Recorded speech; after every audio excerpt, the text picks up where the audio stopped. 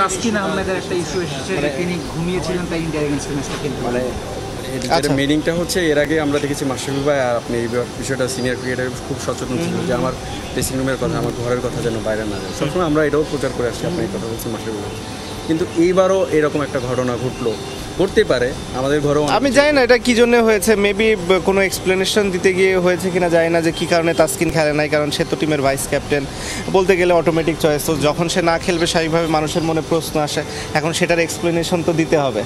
এখন সে কারণে বলেছে কিনা, যেই বলেছে আমি সেটা তো বলতে পারবো না। আপনি কি জানেন ওই দিনে কি ঘটেছিল? তাসকিন কি রাইট টাইমে ছিল বা তাসকিনকে আগের দিন বলা হয়েছিল? না, আসলে যেটা হয়েছিল যে টিমের বাস তো একটা সময়ে ছাড়ে, আর এটা আসলে ক্রিকেটের আমরা যারা প্লেয়ার আছি তাদের একটা রুলসই, নর্মালি বাস কখনোই ওয়েট করে না। যদি কেউ এরকম কখনো মিস করে তারা হয়তো পরের গাড়ি নিয়ে আসে, কিংবা ম্যানেজারের গাড়ি থাকে, অথবা ট্যাক্সি থাকে, কিংবা থাকে। ওয়েস্ট ইন্ডিজ যেহেতু একটা ডিফিকাল্ট জায়গা, ওখানে আসলে এই ট্রান্সপোর্টেশনের সাপোর্টটা অনেক ডিফিকাল্ট ছিল।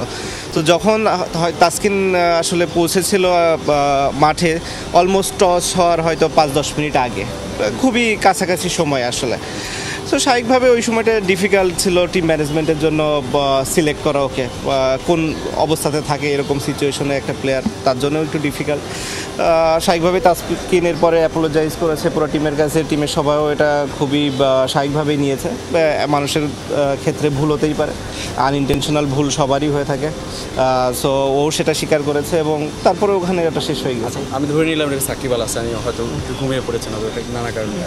আমার টিম ম্যানেজমেন্ট হিসেবে তো আমার দায়িত্ব ছিল, আমি আপনাকে নক করে দিলাম, আমি টিম ম্যানেজমেন্ট আমার না।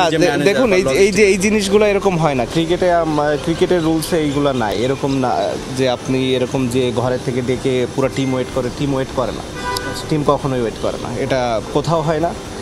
আমরা যখন এজ লেভেল থেকে খেলা আসছি, এমনও মনে আছে যে আমাদের এমনও হয়েছে যে প্লেয়ার পিছিয়ে দৌড়াচ্ছে কিন্তু বাসের দরজা লেগে গেছে, বাস চলে যাচ্ছে। সো বাস কখনো থামে না টিমের, একজনের জন্য পুরো দল থেমে থাকে না আসলে।